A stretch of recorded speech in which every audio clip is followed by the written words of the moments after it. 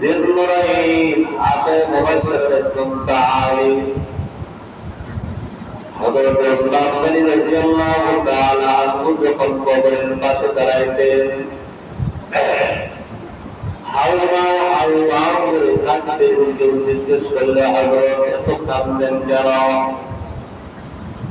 হযরত ওসমান গনি রাদিয়াল্লাহু তাআলা আনহু বলেন, মৃত্যু কবর এটা আখিরাতের জগতের ঘাটি সমূহের মধ্যে থেকে একটা প্রথম ঘাটি। এটা আমার একটা ঘাটি। মানুষ মরণের পর যখন এই ঘাটিতে আসবে, যদি এই ঘাটিতে বান্দা সবকিছু পাস করে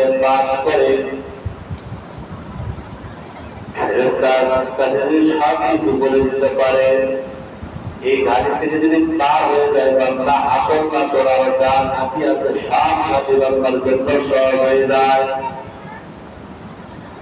আর যদি এই ঘাটিতে বান্দা ধরা খায়, বান্দার সামনে যত ঘাটি আছে একটা ঘাটিও বান্দার পার হতে পারবে না।